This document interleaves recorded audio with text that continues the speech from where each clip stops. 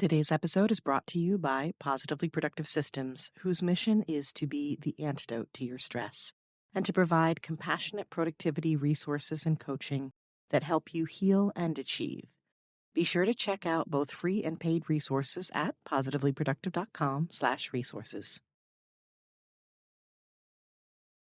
When you don't accept whatever's put in front of you as just that's it, when you stop and instead go, but why? Or how could it be different if? Those are just general questions that anybody, when you ask those questions, comes up with a different answer. Where there's not a right way to go about this, there is a wrong way of just not questioning anything and following along. That's not going to get you where you want to go in maybe the most effective way. But instead, what do you really want? And that question is massive.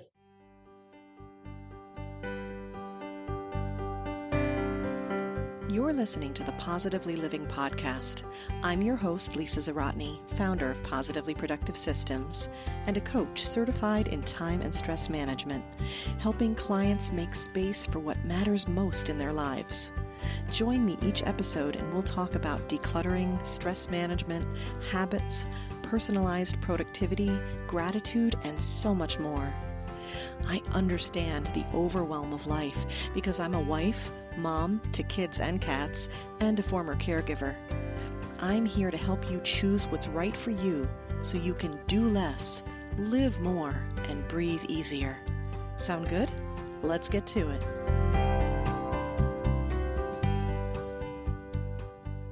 Welcome to the Positively Living podcast. I'm your host, Lisa, and today the questioner in me is in full swing. I truly believe we need to keep asking questions throughout our lives to ensure our traditions don't trap us on principle. We discuss one such instance in today's episode. If you're a parent wondering about the best path for your children and their future, or you're a bonus adult offering support, my guest today is an excellent resource. You may also want to check out 2 previous episodes with child-specific coaches, Organizing for Students with Tiffany Blassingame, and Moving Beyond Mom Guilt with Rachel Bailey. If you're looking for inspiration for yourself, I encourage you to keep listening. Our conversation today is as much for adults as it is for young adults. And by having this conversation, we're breaking traditions that have blocked us and opening up to what's possible in our lives. Most of us got to where we're going by doing what we've been told, what society expected of us. It takes courage to follow your own path, but the rewards can be so worth the risk. Today, I welcome Stephanie Haynes to the Positively Living podcast. Stephanie's an education coach and consultant providing custom educational consulting and coaching for high school students, educators, and schools that equips clients to build a pathway to a future teens are excited to pursue. Specializing in post-high school pathway development, goal setting and time management, and classroom and school culture development, Stephanie's vision is to motivate her clients to take the time to create a compelling vision for their future and develop actionable steps to build it into a reality. And I encourage you to do the same. In this episode, Stephanie shares her perspective on the all roads lead to college push in the 90s and how that's impacted us all. She provides sobering data on how that approach has not worked and discusses what we need to do differently for our children and ourselves. We discuss the different questions we need to ask to find and follow the right path, including what to observe in our children, what questions to ask them, and how to use friends and family to help us self-assess. Toward the end of the episode, we acknowledge that this kind of change and the questions involved can be overwhelming. To that end, Stephanie offers a couple simple questions to start with that will begin your reflective journey. I encourage you to answer those questions, and I'd love for you to share them with me if you feel comfortable doing so. I'd be happy to recommend subsequent steps. If you'd like to do this in real time, I welcome you to book a free connection call with me by heading to positivelyproductive.com/call. Welcome, Stephanie Haynes, to the Positively Living podcast. I would love it if you would tell us a bit about who you are, who you help, and what makes you light up. Well, thank you so much for having me. And I love those questions. I mean, man, and they're loaded, right? Who are you? Good Lord. My name is Stephanie. I am a wife of 27 years. Good night. And I have two kids, 24 and 20, and I am an educator. I work in education as an education coach and consultant right now. I've been a high school educator. I have been a speaker and author. I've written a book that helps parents, guide that process through figuring out what to do after high school. And the whole premise of what I do this day is I'm on mission to help every child identify what it is they really want to do with their life, and then how do they get there, rather than let's just follow the path of college for everybody and then we'll figure it out. So that's who I am, what I do. I work with schools, I work with teachers, I work with students and parents. It just depends on who really is interested in creating a culture of success, whether it's an individual or a school. And I do that in a variety of ways, but I love what I do every single day. What makes me light up is when someone says, oh my gosh, I can do that? Seriously, I didn't even know I could. I can do that. And we say, yes, you can do this. And here's the plan to figure it out. That really makes my day. Yeah. And I love that about what you do. And it's why we're having this conversation, is showing what's possible, right? And bringing that out in people that we do as coaches. And you do work with the younger generation, which I love, because we need to show them what's possible. But as you and I have spoken about before, we need that message too. And that's why I wanted to have this conversation. It's both for us right now, especially for those of us who are like, let me rethink this. I've been like sold a bill of goods here. I've been told something. I've gone with this tradition, but I think there's some other options here. So that's good. And then also for those coming after us, we want to show them what's possible by what we do, right? Yeah. Yeah. So the topic of the day is giving ourselves permission to do what we love. And that sounds amazing, but also probably a bit scary. So I'd love to start with what you see out there. And this is parents, kids, all of the above, but I guess especially adults, because we're the ones who are teaching and modeling. What do you see? What are the challenges? What are the stories that we're telling ourselves? Those are great questions to ask, because you're right. As adults, we are modeling, and we may not be intentionally modeling, but we are, just by being the parents we are or being around the people we're around. And what it comes down to is this. I don't know what generation you're from. I grew up and graduated high school in the 80s. I'm old, right? That by today's standards of culture. But again, it's not so bad. I love it. But when I was growing up, going to college was not the expectation. It was, you could do great, but going off to college wasn't this huge thing that it is today. And I was very rare out of my classmates to go to college. A lot of my friends stayed home. They did work from their families. They had built a trade, or they went to community college and that kind of thing. As I became a teacher, I was part of the movement that said, oh no, we have to get people into college. And this was in the early 90s. And this was after the rise of the 80s. And everybody had this whole idea that you have to have money to be successful, right? And the only way to get more money was to get a white collar job. And the only way to get a white collar job was to go to college, because that's what industry was telling us. And so colleges kept telling us in high schools, you're not preparing our kids better. You're not telling them how to get ready for this. You have to change your curriculum. And so out went trades, in went college prep, in went more honors, AP, dual enrollment, baccalaureate, you name it, right? Mhm. Now that's been 20 something, almost 30 years of cultural raising, which means that majority of your listeners are of that culture for which they went to high school. And even when they were younger, everything was about going to college. You had to get good grades in school, so you went to college. Well, nobody stopped to say, is this really what's necessary or important to me? No one taught our kids and the generations after me how to do that, how to really stop and say, whoa, hold on, is this really what I want? And we're now seeing the repercussions of that. People are billions of dollars in student debt. The loan default rate is ridiculous. And if you ask people whether they're working in their degree or they're even happy working in their degree, most people tell you no. And I don't know why I did it or whatever. That's the kind of people that I come across on a regular basis. People who have never thought differently because there was no model of thinking differently. And they are now of that same mindset. My kids have to go to college because that's what you have to do to be successful. And what I'm trying to help people see is, let's take a minute and really evaluate that whole question or that whole thought process.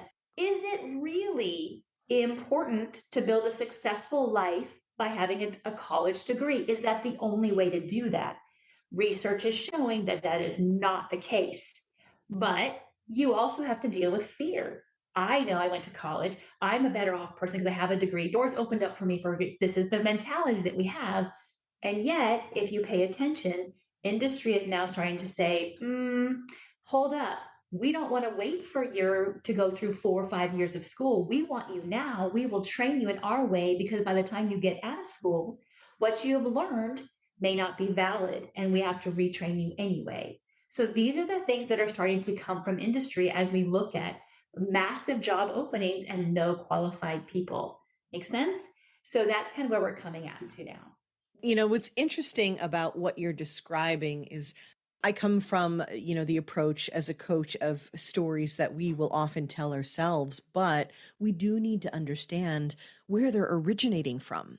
And so I do work a lot with family of origin, and we do talk a lot about culture. But, I'm seeing here a description that you're seeing en masse of this academic culture, if you will, or an academic push. And listen, I'm great with college. I had a great college experience, but yeah, it's this idea that it doesn't necessarily have to be for everyone. So really it's about the traditions we see. And for some reason, I'm thinking of the story that I love to tell to encourage people to maybe stop and ask why instead of just taking it as a given. The story about, a mom prepping holiday dinner with the Mhm. ham and cutting off the ends and then putting it into the pan. You know the story, I do the right? story. Okay. And it was like the question is then asked by the kid, why do you do that? Well, my mom did it. Mom, why do you do that? Well, my mom did it. And so ultimately the end of the story is, what was the reason? I didn't have a big enough pan. But the Right. tradition kept going because we're not asking why. So what you're seeing is a push to go to college and not to explore what it is that we want or what might work better. So what is the data telling us? What are the studies showing that is debunking this?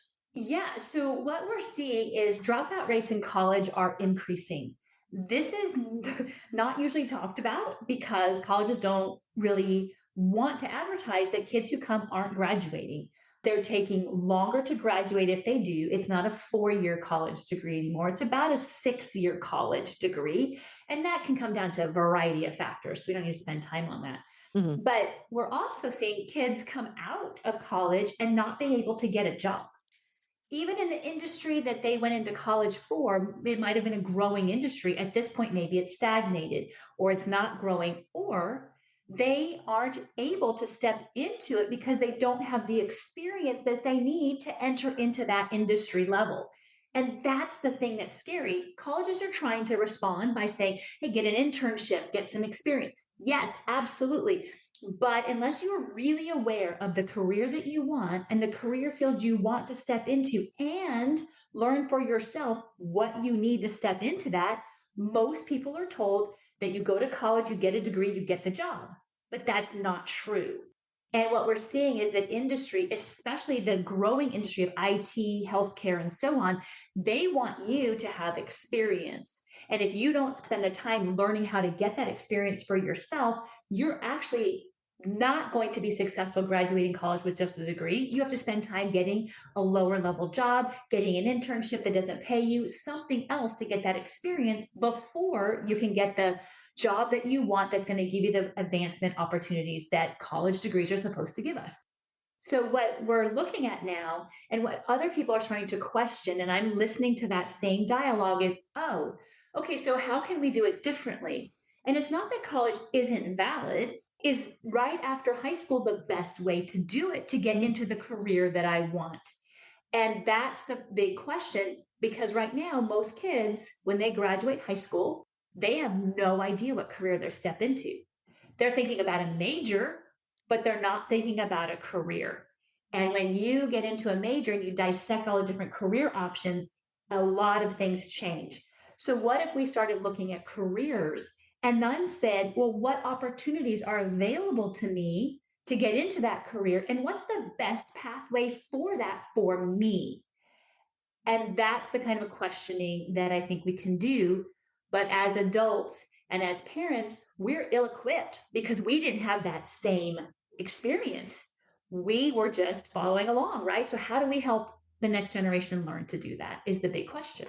Right. And this questioning here and this approach, this tactic is also effective when we are looking at career changes and life shifts, Mm-hmm, right? Different mm-hmm, seasons of our lives.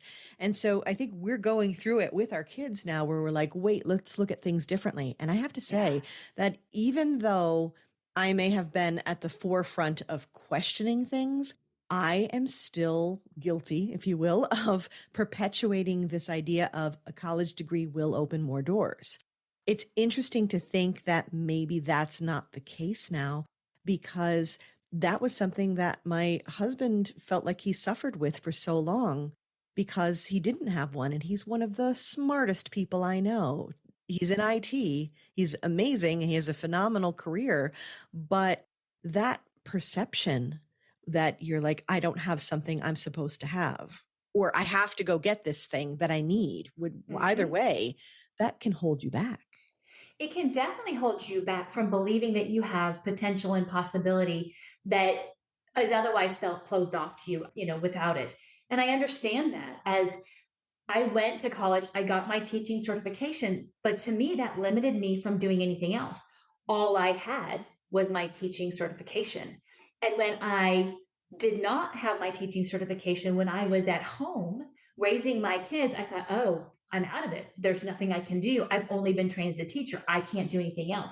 These are things that I struggled with myself. And it wasn't until someone asked, well, what's really stopping you from doing something else? Well, I don't have a degree. Well, do you want that job? Or is there some other job that you can create or that you might want that maybe doesn't? And I was flabbergasted. I had never stopped and asked myself that. I was making assumptions. I thought, oh, I don't need permission to do the things that I'm doing. What I need to do is look and research and stop putting up walls where there aren't any and instead say, well, what is possible? What does that look like? Where do I really want to go? And how do I need to get there? And so for me, that became very freeing because I could do everything I wanted to do from home. I could write from home. I could create a blog from home. I could create a website from home. I could research from home. All of these things I didn't need to go get a degree for, and it started paying off. But that's my story, right? Everybody else has their own story. The problem is, I guess the opportunity is a better word. What kind of story do you want for your next? Do you want to continue your current story? That's okay. How do you want to work in it? How do you want to grow in it? How do you want to improve in it? Whatever that looks like. But if you want to change it, what could happen if you did? And that's the big question, as a coach. And I know when you ask those big open ended questions, it makes you stop and look at things from different perspectives and avoid only focusing on the fears or the failure options or the limitations. Well, what could happen if you didn't fail? What could happen if you didn't pay attention to those walls and found your own way around? That's the kind of thing that I think is important. And I think you have spoken, kind of brought us back around again, reminding us of the different kinds of stories that are happening. There's stories, through our culture and through our society. Then there are the stories we tell ourselves based on how we have absorbed those other stories. And then we get in this vicious loop of being trapped. One of the coaches that I collaborate with, I'm giving her a shout out, Lubna, you're awesome. And she has a phrase that I absolutely love. And we laugh so hard because the minute she says that, oh, the brainstorming session has begun. And it's two little words and it's what if? Mm-hmm. And they're so powerful. And then what you're talking about, classic coach right here. And there's a reason why it is so, so powerful is when you say, what if you couldn't fail? What if that wasn't failure? What if you didn't have the fear? If you removed the fear and you went for it, when they say make choices out of love, not fear. And so that's where you start talking about, well, what do I love to do? I like what you're talking about with saying, what kind of career did you have in mind? But if even that stops you, because sometimes I think We're both torn because we haven't been taught to explore. And then when we do explore, it feels so overwhelming. Mm-hmm.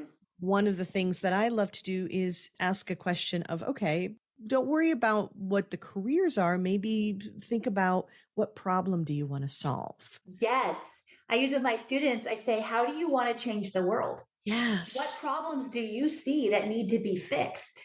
How do you think you could fix them? And at first, they're very much about, well, I'm only 16 or I'm only 7. I can't fix any problem. I said, no, no, no, no, no. I'm not asking you to do it today. What I'm asking you is, what problems do you see? What really gets you upset or frustrated or annoyed or whatever that's happening in the world around you? And if you could fix it, how would you fix it?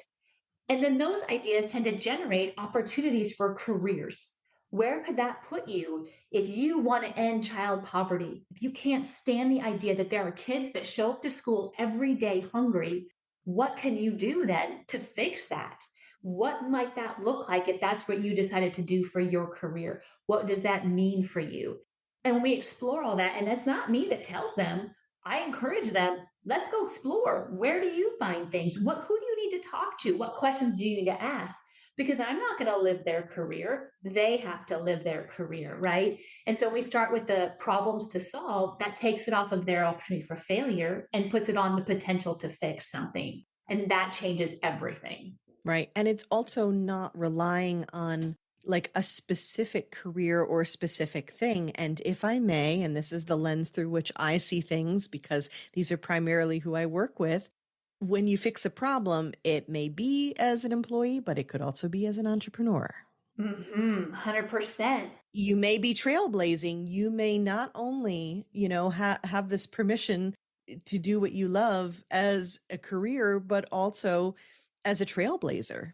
And yes, there's this element of, okay, there's nothing original per se, but what is original is you and what you bring to the table. So sometimes you can look around and be like, well, people are kind of doing what I had in mind, but this is the way I want to do it. And so that gives them the chance. And I think, yeah, like I said, as adults or kids, I think we all need to be having this conversation and all need to be having it together. I'm dedicated right now to having this conversation with my tween and my teen to say, if that's what you're interested in, great. And if you don't know what you want to do, that makes total sense. Of course you don't. Mm-hmm. But at the same time, keep asking these questions. What you're saying about like, what problem do you want to solve?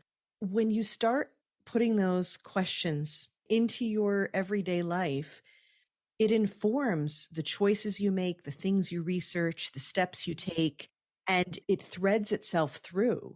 If you're asking the right questions, then it sets you up to discover what you need to discover. Well, and it's even just asking questions. When you don't accept whatever's put in front of you as just that's it, when you stop and instead go, but why? Or how could it be different if? Those are just general questions that anybody, when you ask those questions, comes up with a different answer. Where there's not a right way to go about this, there is a wrong way of just not questioning anything and following along. That's not going to get you where you want to go in maybe the most effective way. But instead, what do you really want? And that question is massive, right? I want a whole bunch of stuff, right? So how do we narrow that down, right? And it does come with a lot of practice. But if you're a parent, like when you're talking with your teen and your tween, having those conversations is great. But being present in the moment and observing your teen and tween's reactions, observing their frustrations and their annoyances, observing how they interact with the world around them gives you great opportunity to call out things that they might not even be able to see in themselves. Which is why, like you and I, as coaches, when we're working with adults that can't see something, we ask the questions, but we've been listening the whole time, really actively listening to what's going on with that particular client. We can do the same with our children and ask that same process, go through that same process, listen, really listen and see what's behind the thing that they're saying, because it's never just about the thing that they're saying, right? What else is behind that? And then challenge yourself with your friends. Okay, listen, I'm really unhappy in my world. I need you to help me come out of it from where I'm sitting and help me ask the right questions to how do I get out of this and where do I really want to go. You don't have to be trained as a coach to do this. You just have to have someone willing to listen to you and ask you questions. Well, why are you unhappy? What would make you happy? Just general stuff. And that's how we continue that conversation into ourselves. And as we're doing that, oh my gosh, it changes everything for our kids. Everything. My kids are different kids now because I started questioning everything I was doing than they would have been had I not. It's so true. Asking questions, so powerful. And the other part that's key, and so I just want to highlight this that you said is then listen. And whether it's listening to yourself, listening to a friend who's offering you feedback about what's going on, listening to what's going on with your kids. Yeah, we can all take from this. And I will also say that when you have a conversation with a friend, when you're doing your own exploration, and maybe you want to do this even if you're generally pretty happy, do it as practice for your interaction with your kids or kids that Mm-hmm. you're connected to, that you love, that you want to support. Extended families need to have these conversations. So this is a universal application here. Sometimes your friends may have a perspective on what's going on. Sometimes they may be missing things, but what they can tell you is where you light up, what you love to do, what you're good at, what your strengths are, what they perceive, what they're impressed by with you, Yeah. where they see you happiest. Those are things that they will pick up on, your loved ones too. And when Yep. you find that out and then you start to compare. So let's say you are in a situation where you're like, I really do want to make a change. I don't feel quite right. I feel a little off, or I don't feel quite so satisfied. And then you get that feedback of where they're telling you what you're doing.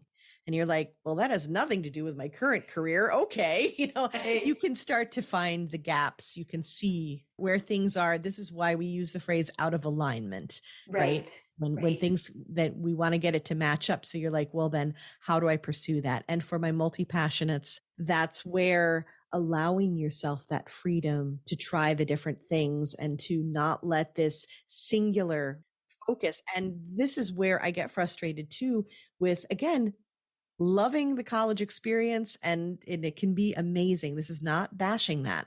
What it No. is bashing the singular answer and the singular approach when that may not fit. Right. It's addressing each individual's potential pathway. We don't have to do things the same. The conformity that exists defies the very uniqueness of all of us. And so, if we are perpetuating that, how are we denying the uniqueness to blossom? And that's the thing that I think this pause on the just go to school, get good grades, go to college, get a job mentality, if we pause it and say, what could happen if?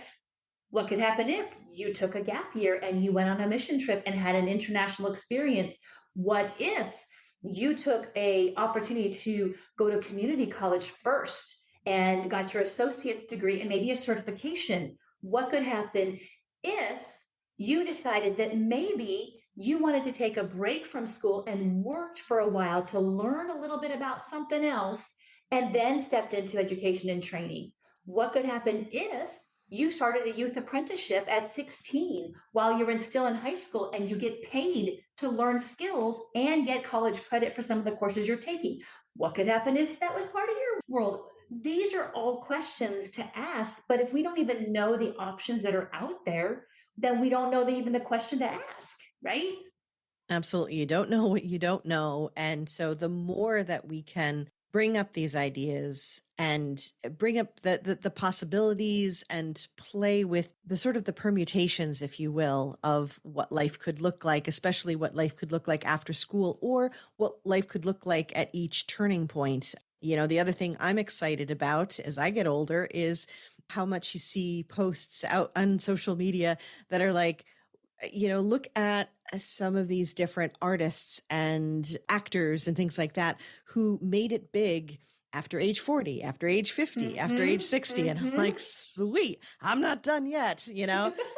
So with that, but imagine, if you will, what kind of path you can take when you start it earlier.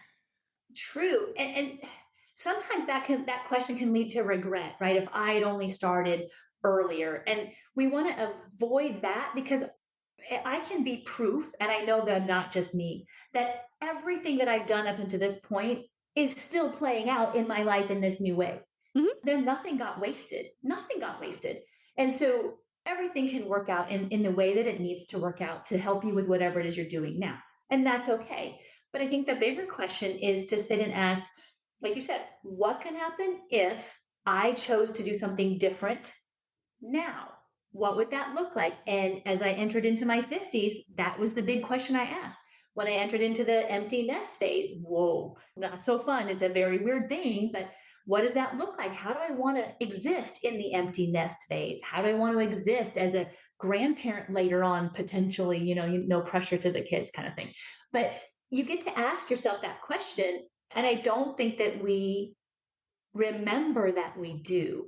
And sometimes the question is, or the answer is, no, we need to stay where we're at right now because what we're doing fuels five other things that are important. Okay, you've made a choice then rather than let everything happen to you.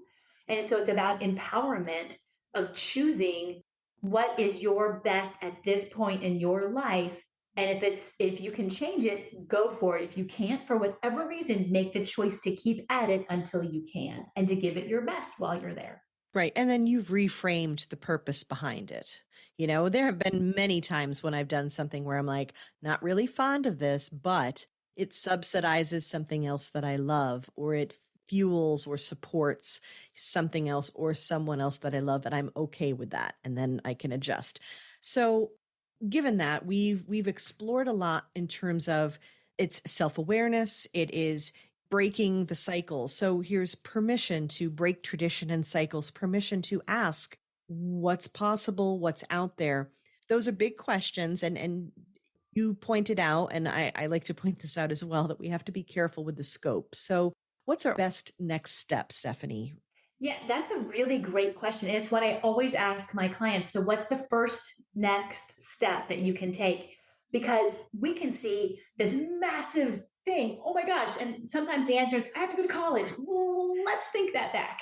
Let's come back. What is the really first step that you can take today? What makes the most sense to start on that journey, not achieve the result today? And that's really a good question to ask. And so, if you've decided that where you are at today is great, but you're just not at peace with that, the next question and the next best thing to do might be to identify what's keeping you from being at peace and then explore that, right? That's a simple question and it just narrows things down a little bit and keeps it from being this big, huge opportunity of discontent or whatever. If you've decided that, you know what, I think I do need a change, well, maybe the first question to ask yourself is, what's driving that? What is it about what I'm doing or where I'm at that makes me feel like I need a change? Because maybe it's about how you feel about yourself physically, because all day your career is sitting and you can't do anything else. That shifts everything to a whole different perspective. Well, maybe it's just about changing your schedule, not your career. If it's about how many things you do in a day that you just cannot stand doing, it's you're dying because you're not being able to use your creativity or your uniqueness in it. Okay, then ask yourself, what can I do about that? Not can I do anything about it? Because that's a yes or no, but what can I do about it? And that may explore you to look at different departments in your company or to look for different opportunities. Who knows? But sometimes the next step is just a question that clarifies for yourself. And then when it's time to take action, you'll know that specific next step to take. So if you think, oh, wait, I know that over in this department of my company, they do all the things I love. Why am I not in there? Great question. Why are you not? What can you do to get in there? And so I think it comes down to just being curious. What is it about where I'm at now that's positive, not so positive, needs to change, needs to stay, and evaluating all of that and going through that process is an individual thing.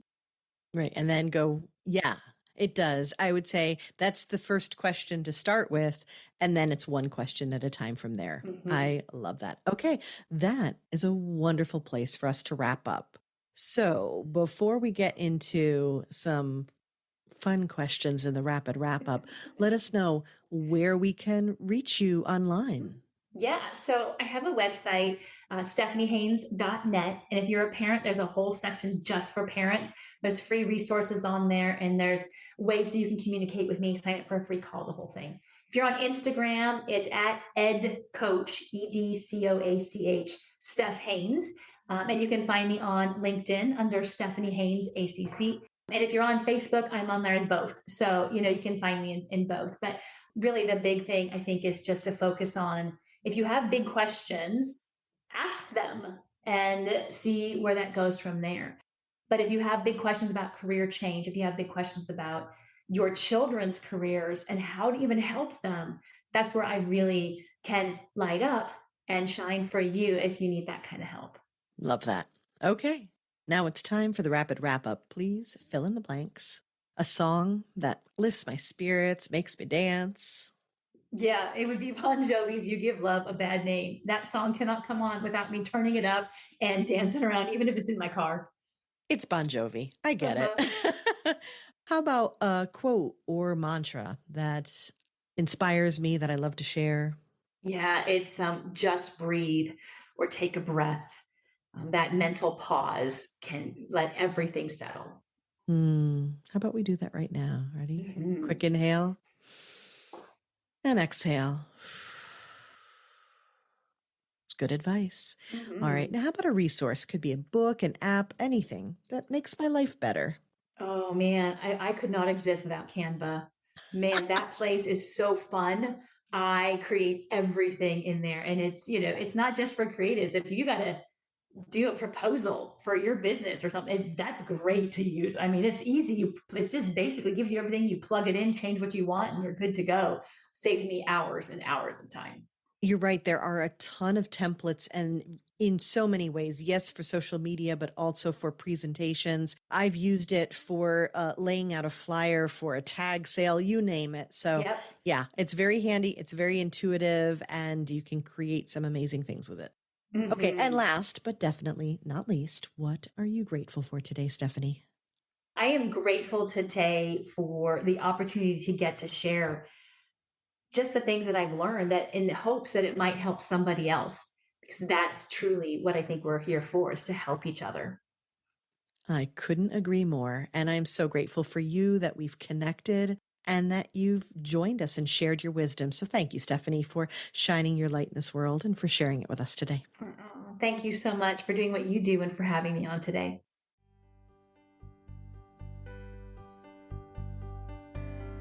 Thank you for joining me today. Your time is precious and limited, and I'm honored you chose to spend it with me. If you have feedback, questions, or want to schedule a chat, head to positivelyproductive.com/connect. And if you are looking for any of the resources referenced on the podcast, from books to products to training and more, go to positivelyproductive.com/resources.